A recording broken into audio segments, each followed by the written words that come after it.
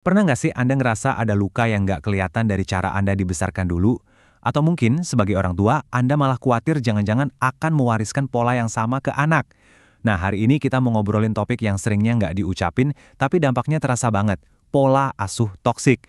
Dengan wawasan dari Dr. Elvin Gunawan, kita akan coba kupas tuntas pola-pola yang tersembunyi ini.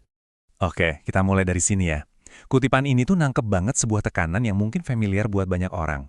Tuntutan, terutama buat para ibu, untuk jadi pahlawan super di keluarga. Tekanan untuk harus selalu kuat, setiap saat, bahkan ketika di dalam rasanya udah hancur. Ini dia peta perjalanan kita hari ini. Kita bakal mulai dari masalah yang mungkin dirasain banyak orang tua, terus kita telusuri apa sih penyebabnya, gimana dampaknya ke anak, dan yang paling penting, gimana jalan keluarnya untuk pemulihan.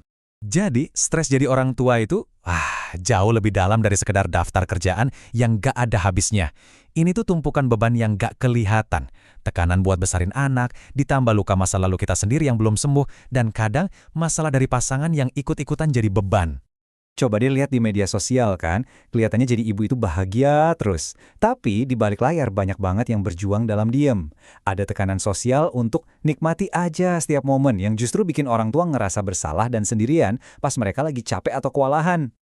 Nah, sekarang kita coba lihat yuk gimana sih stres ini bisa nyelip keluar dalam tindakan-tindakan kecil yang seringnya nggak kita sengaja, yang disebut kebiasaan mikrotoksik. Nah, ini nih yang bikin rumit. Kebiasaan mikrotoksik ini seringnya nggak lahir dari niat jahat loh. Justru sebaliknya, ini tuh kayak gema dari luka masa lalu orang tuanya sendiri. Rasa sakit yang tanpa sadar mereka teruskan ke generasi berikutnya. Coba bayangin deh bebannya. Seorang anak secara nggak sadar dikasih tugas buat nyembuhin luka masa kecil orang tuanya. Mereka didorong untuk berhasil di bidang di mana orang tua mereka dulu ngerasa gagal. Jadi mereka harus memikul impian yang sebenarnya bukan punya mereka.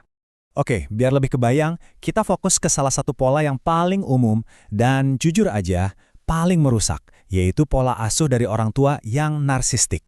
Jadi, di dunia orang tua narsistis ini, anak itu bukan dilihat sebagai individu, tapi lebih kayak cermin. Tujuan utama mereka adalah buat bikin orang tua kelihatan hebat. Setiap prestasi anak jadi piala buat orang tuanya, bukan pencapaian yang dirayain buat anak itu sendiri. Nah, buat ngejaga kendali, orang tua kayak gini tuh sering banget loh nyiptain peran-peran ekstrim di keluarga.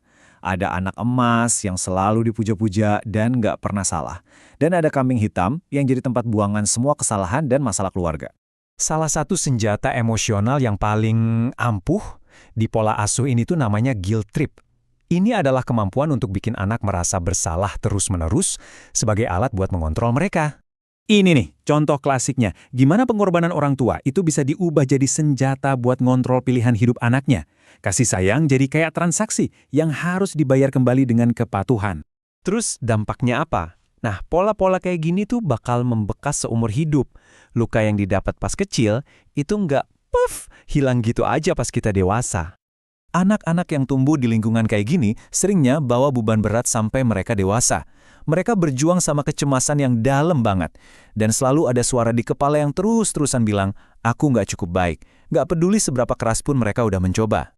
Dan ini bukan cuma bercandaan di sinetron loh. Dr. Gunawan jelasin kalau ini tuh fenomena nyata di mana seorang anak merasa nggak kelihatan gara-gara dinamika keluarga yang nggak seimbang. Perhatian cuma ke si sulung dan si bungsu. Sementara yang di tengah, ya dilupakan. Oke, setelah kita lihat masalahnya, sekarang kita masuk ke bagian yang paling penting. Gimana caranya kita bisa mutusin rantai siklus yang merusak ini dan mulai bangun hubungan yang lebih sehat? Coba deh, kita sama-sama renungin pertanyaan ini. Di mana sih batasnya?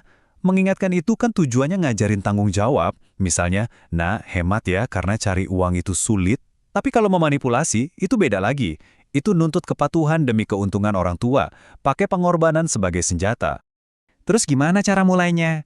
Nah, orang tua bisa coba nih, terapkan 4 langkah praktis ini untuk bangun komunikasi yang sehat.